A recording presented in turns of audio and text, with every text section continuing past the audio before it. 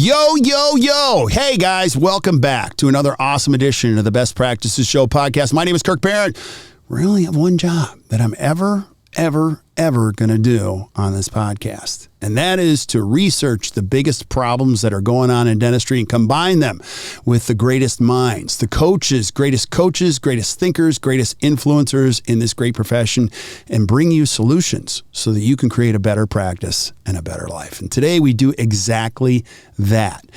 The hiring situation sometimes feels like it's getting weirder and weirder and weirder. And today I have two of my amazing coaches on, Angela and Miranda, and we talk about some of the issues that are going on out there, like quiet quitting on TikTok. I didn't even know what that was, and how you can deal with some of these challenges in your practice. So please listen to the episode. I know you guys will enjoy it, and we'll see you soon.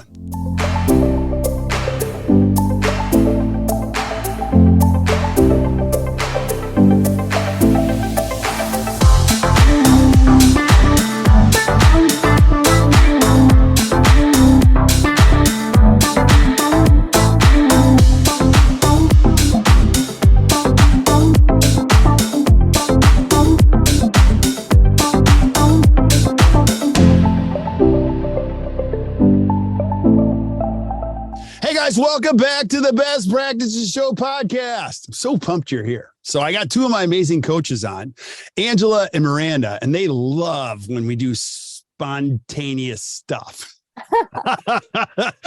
Oh, this is so fun. So, and today, we're going to be talking about one of the toughest issues. I don't think this issue is going to go away for some time, but helping you decode all the weird stuff that's going all around in the world on employment. And I'll just say this before we get in this, before we go down this road. Like, having a great team is it's the most important thing you'll ever do as a dentist. But let's just call it out. It's a little bit more complex than it used to be. So today we're going to be talking about the complexities, some of the things that we experience. We're going to find out what quiet quitting is. I don't even know what that is, but I heard about it from Miranda, from our two amazing coaches, Angela and Miranda. I want you guys to introduce yourselves, as I always do in the podcast. We want to know who is Angela and who is Miranda? Give us a little bio. All right. Hi, everybody. My name is Angela Heathman, and I'm one of the lead practice coaches at Act Dental. So I go on site and work virtually with teams all over the U.S. to try to help them implement systems and strategies to have a better practice. Awesome. Miranda, who are you? My name is Miranda Beeson, and I am also a lead coach with Act Dental, and I do exactly what Angela does in terms of just getting a lot of satisfaction out of helping as many practices and as many teams as we can. Yeah, awesome. Now, you guys didn't see this before we went live, but I have this stack of like 75 problems, and maybe more than that, and it's growing every day, of things that I hear from dentists, all over the place. And what we were talking about before we hit the go button is just some complex things that are going on. Some of it weird, some of it not so weird. And so you as a dentist listening, or as a team member listening, like, how can we decode some of these things? Give us the state of the union. I want to hear from both of you. Like, what do you think's going on? All three of us have been coaching dentists for a long time. What's different now? Well, my take on it is there's a big push ever since COVID and people working from home. There's been this online community, especially with the younger people that are on our teams, where they're really starting to see all of these toxic culture posts and, quiet quitting, everyone who's like working through their workday, just getting enough done to get by, but they're just not all in. I know one of our core values at ACT is all in. And for those of us who have just always naturally had that personality style, I think it's hard to understand where these people are coming from. But if you do hop onto some of these social media platforms, and I was mentioning to you, Kirk, TikTok, it's all quiet quitting. If you search it on TikTok, millions upon millions of posts. And so that's what people are up against now. That is brand new. It's something that employers, dentists have never had to really worry about in the past. Yeah. Angela, what are your thoughts? I love it.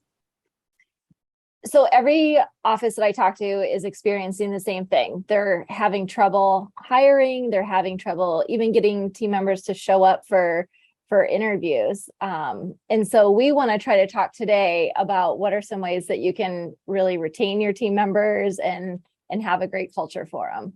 I love it. I love it. Now, let me clarify. I'm not saying I love it that that's going on. That's not, I just love these conversations because they're extremely helpful. And that's our goal with this podcast, is just to offer some insight. And so I think we got to start with a few definitions. First of all, I'm the worst human being to ever get on TikTok ever. TikTok is not a good place for me. I feel myself getting dumber by the minute. And I actually follow a lot of the cooking things, so like it's not helpful. But what is quiet quitting? Can you define that?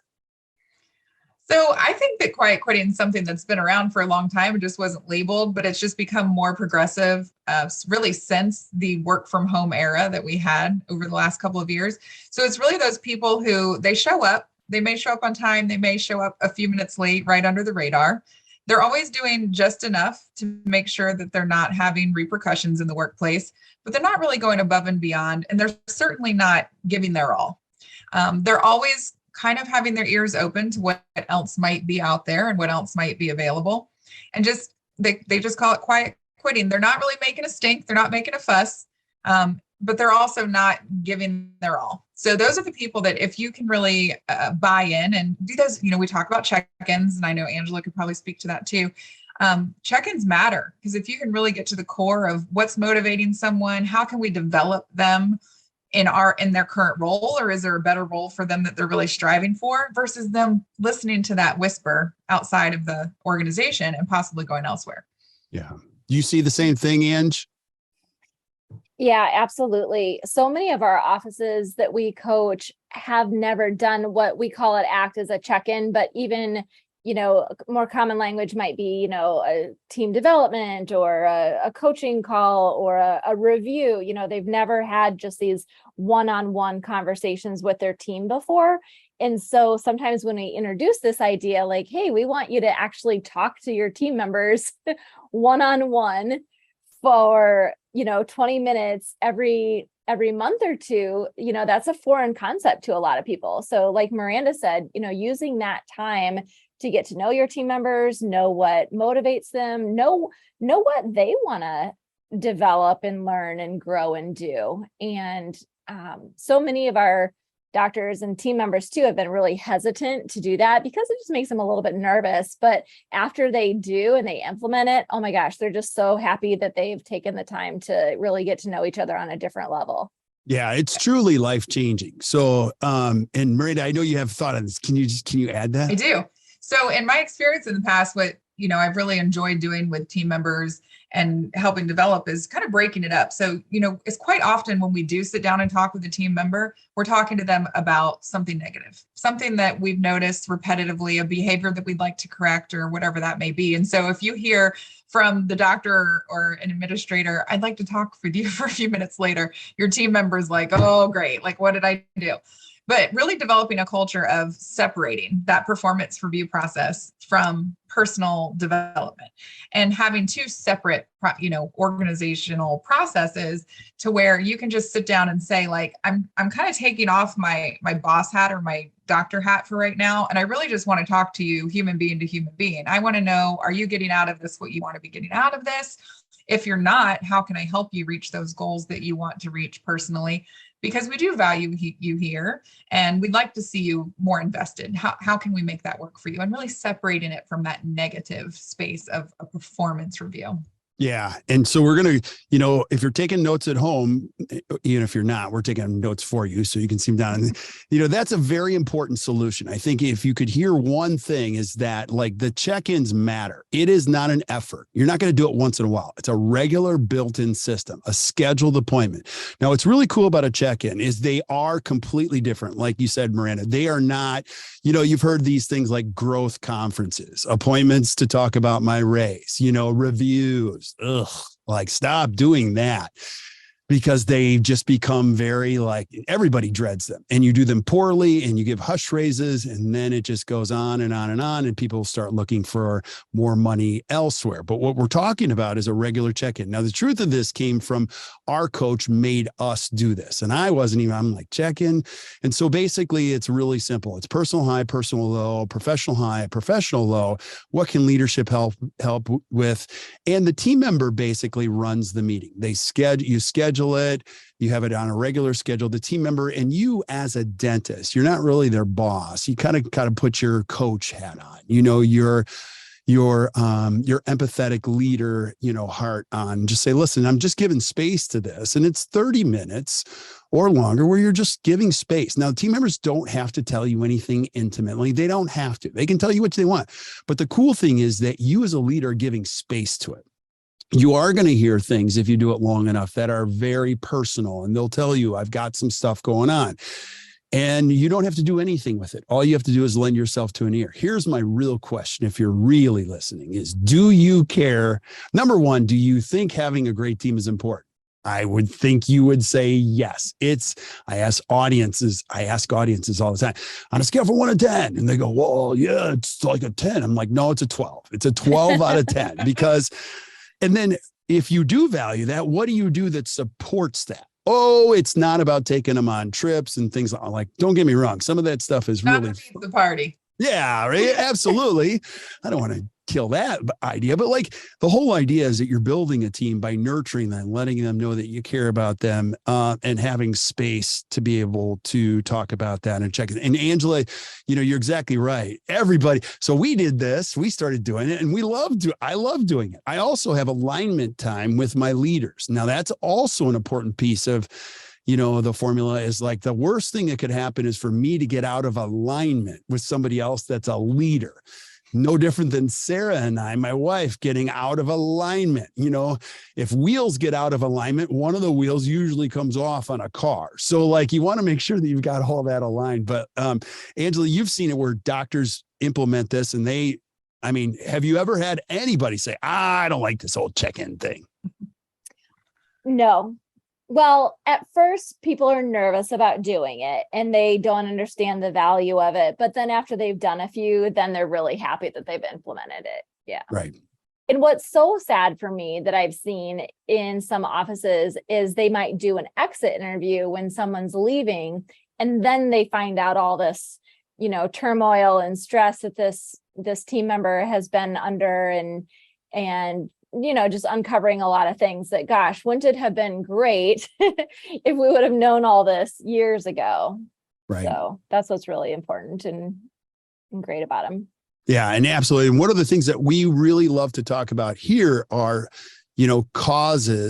solutions to causes, not just symptoms. And one of the symptoms that we hear a lot, and I was just sharing with both of them, I get these texts from great people all over, I have team members holding me hostage, for money or time away, and like, what's going on? And then it gets a little salty with every additional text. And, there is some of that going on in the world, but I would say like my biggest thing with that is the playing field is level in the world. Like there's no business. They're like, yeah, gosh, I put on an ad and like I'm getting flooded with all these resumes, with all these overqualified people. No, the waterline is low for everybody. And so what that means for you as a dentist or even a dental team is you got to up your game. And core values are no joke. Like they're just not. People are like, we have people that are part of the ACT community and they're like, yeah, I've heard you talk about it. I'm like, you've been here for like 3 years. Like and they're like, oh, I don't know. It's a little fluffy for me. I'm like, that's why you're complaining. I think the bottom line is this: when you have your core values locked in, you talk about them, you hire, fire, reward, you believe in them, you walk it. You just at least discuss them. You're laying a foundation that's way bigger than the work, I would think. And it gives people a special why in how they want to be attached to you and the purpose. Don't you guys think? Yeah, it's kind of like your stake in the ground. This is what we believe in. Absolutely. But you got to go for what we believe. It's bigger than a stake in the ground, because maybe I just believe in periodontal disease. I can't put a stake in the ground on that. This is bigger than that. Don't you think? It is. What I find them to be most helpful for my team members is they sort of answer questions before they even arise. So some of ours are, all in, always be growing, results driven. So like we can just pause and think about, well, how would our core values answer this question that I have? And it can solve a lot of things that come up, any issue or Right. Like the I think- all in attitude thing, and like when it comes to vacation time, like if I'm all in, I'm going to, granted it's not rigid, but like I've never denied people time off or anything like that. And if I'm a team member and I'm going away, I'm going to help you figure out a solution because it's 3 or 4 months from now. I got to go to this wedding and I got this thing going on. Let me proactively think of a solution, not just leave it on your lap as something you have to figure out. Right. Mm-hmm. Yeah, absolutely. I think it's really helpful too. I mean, for me, core values, what you always go back to, especially in these environments when we talk about, again, what are people being fed from the outside in, these toxic cultures. A lot of people are concerned with micromanagement, not really feeling like they have ownership or autonomy. So when you have those really established core values and they're living strong within your practice, you have the ability to create a lot more autonomy and ownership with your team members. And then they feel more vested and they feel like it's theirs as much as it's yours. It's really easy if they're trying to make a decision to just say, does it fit within our core values? Then I feel like you know how to make a decision on this. And of course, as the owner or the dentist, you're always going to have the final say. But if you have a team that really lives the core values, it's like a filter that everything goes through. And then you can alleviate some of that pressure or micromanagement that they often feel that kind of gives them that desire to go find something a little more free. Yeah, I love, you were using filter. I was thinking repellent, like when you go outside or you go to Facebook, there's all these mosquitoes and everywhere and you're like, oh my gosh, it's nasty. And you just get eaten up. But if you've got the core values or like a little bit of I feel really grounded in who we are, what we're going, you can go to those nasty places and go, oh my gosh, you actually start to feel the opposite way that other people do. You're like, oh my gosh, I am so glad I don't have. Now, granted, is it perfect? No, but you look at that stuff with different, like you said, filters, right? Mm-hmm. Yeah, absolutely. And like, we can't always do anything about what's happening in the environment. It's really hard for everyone right now finding new team members. Yeah. But if we can really focus on nurturing the relationships that we have with our current team members, then we can slowly build versus continuing to lose and needing to rebuild in such a challenging environment. Absolutely. Yeah. And I was telling another young dentist in our community, he's like, yeah, I've heard you talk about it. Like, I totally I understand, but like, you don't understand. I got other problems. And I'm like, no, these are the source of your problems. He's like, all right, I'll believe you just blindly. I'm like, no, you need to do some homework on this and really get into it. Because if you're going to be in this industry long enough, 2, 3, 4 decades, you're going to have some philosophical foundational things that are going to create the autonomy. And you're also going to have to do other things like social media. You're going to have to do marketing, and nothing is better than watching somebody's marketing going, that's authentic. Look at those guys. They're having fun. I see dentists all over and I know who they are and you know who they are. They're having fun with their team. It's not a joke. They're not making it up. They're not contriving it.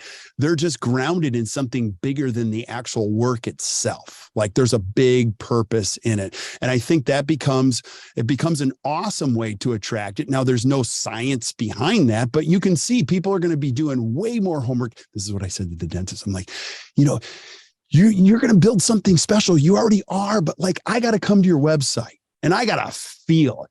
Like, I got to feel it from you that this is a crazy special place, not because you do beautiful aesthetics and you're in a wonderful area and we can treat you with our patient concierge. No, like I want to, like, if I'm good, if I'm an assistant, and this is for you, if you're an assistant, listen, and you're really good, you know that you're going to invest the next couple of years of your life in a place that values you, that you can have fun doing what you want to do.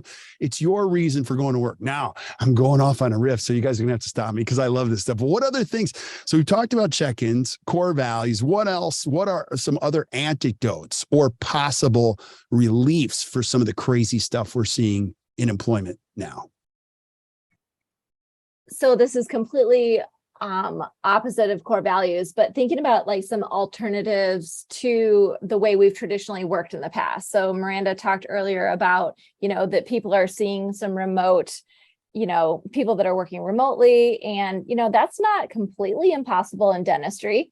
We do have some people that might be outsourcing some of their maybe social media or accounts receivable, and they might be outsourcing them to a company.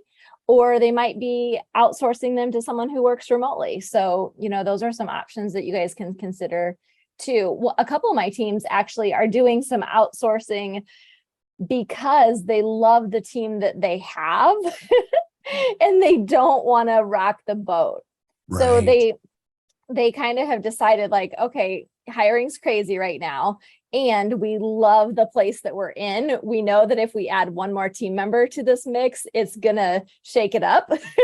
It doesn't necessarily mean it's gonna be bad, but they just kind of want to keep the team the way they have it. So they've made some decisions to outsource some things. Yeah. So like outsource, give me an example, because I could think of a couple. I do know of a front desk person that works in another state that's helping with following up on insurance claims and just doing some of the busy work. What are some other things that you see like when it comes to that concept, which I love? Yeah, so working some recare, you already said accounts receivable and marketing and billing, things like that could be done remotely. Sometimes we'll have a team member that maybe had to leave for, a different reason, like maybe they had no childcare or something like that. And they were able to do some things, off hours, like after the kids go to bed, scheduling some social media posts or, things like that we don't always think of traditionally in dentistry. Absolutely. Absolutely. Love it. Any other anecdotes or reliefs that you'd suggest, Miranda? Well, another thought, and I love what Angela was just talking about, and it really just triggers this, like we have to think outside of the box. When we get into these types of situations where we can't just do things the way we've always done them, it's not working right now. We have to think outside the box. So that's a great option for that.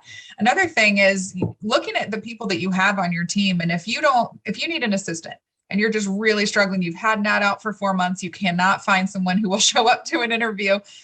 Or if they do, they're late and they're in their sweatpants, then, maybe it's time to reframe what we're looking at. Maybe you have a business team member who is kind of spent on their business team responsibilities. They really enjoy, they're always the one that's like, can I come look at that case? Can I pop into your surgery tomorrow?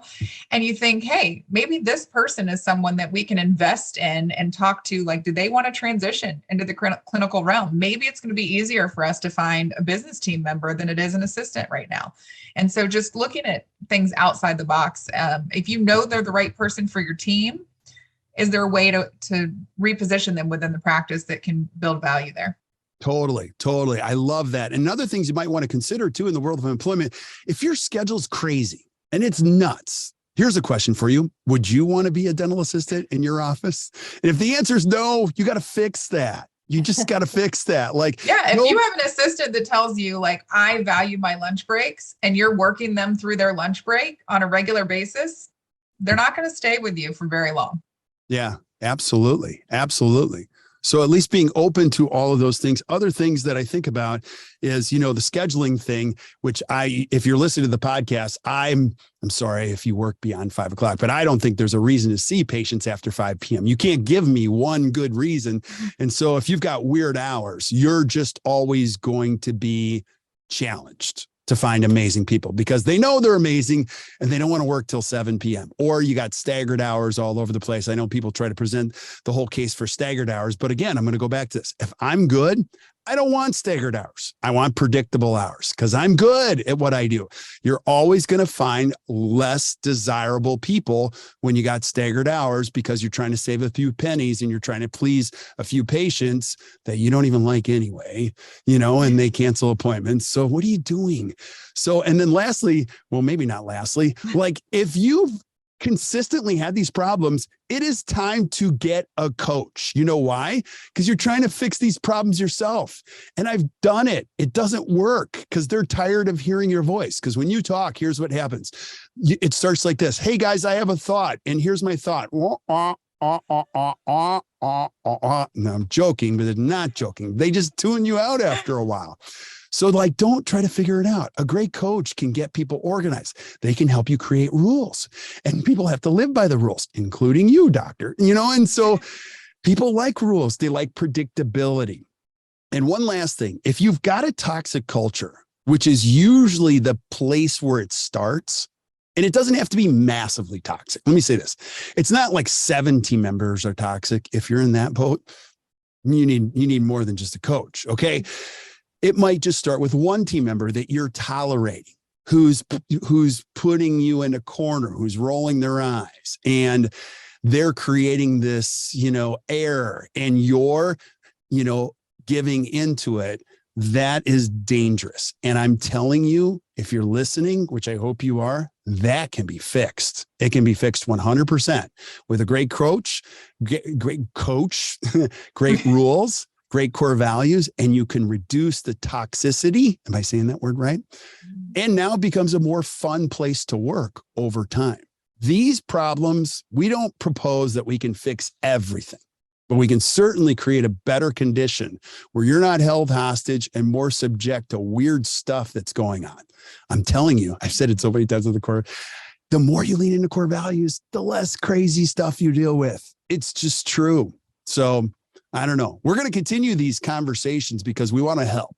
And so don't feel like we're painting you in a corner or making you feel bad. Like, we really want you to improve the culture in your workplace and keep these great team members. But any last thoughts you guys have, Angela or Miranda? I would just encourage people, if you're looking for one thing to start with the check-in. Get those on the schedule for your team. Agree. Yeah. Yeah. Now, wait. Can I ask about that? But what if I have 14 team members and I'm one doctor? Okay. Can you help me with that one? Yes. The easiest thing I would do is probably just schedule one a week. And if you do, 14 team members, you'll still probably see everybody, almost like 3 at least times a year. So it's better than what you're doing now, even if it's not maybe as frequently as we would recommend. It's a great place to start. So maybe half hour on your lunch on Thursday, before you go back to see patients, and just carve out that time and just make it predictable. Awesome. Miranda, what are your thoughts? Last thoughts? My final thoughts are, we're asking people to show up and spend a bulk of their life with us, committing to our vision and our dream when we're practice owners. And we really have to respect our team members, and we have to care about our team members and acknowledge that they're doing that for us. And so it's a great opportunity during those one-on-one check-in times to really make sure that you're making those personal connections with your team. And that's just going to build a stronger foundation. And hopefully they're going to stay with you for a long, long time because they'll respect that. Amen. And I'll leave with one last thought. Like, sometimes this seems like the hardest work, but it's the most important work, so nobody ever said running a dental practice is going to be easy. Nobody ever said leading a bunch of people is going to be easy. That's why you have to get better. And when you get better, things get better. And so my hope is you guys got a lot from this. And again, if you're kind of struggling or if you need help, come check some things out. Come hang out with us, either to the Top Study Club, or reach out to us. We're so happy to help in any way that we can. But thank you guys for being on. Thanks, Angela. Thanks, Miranda. That was so fun. Thank you. Thanks, yeah. Kirk. Awesome. And thank you guys for listening to the Best Practice Show podcast. Hey, if you enjoyed today, which I hope you did, just hit the share button, share this with your friends and your colleagues. Keep sending us suggestions for things that you guys want to see. I'll add it to my list of 75 podcasts that we got in the future.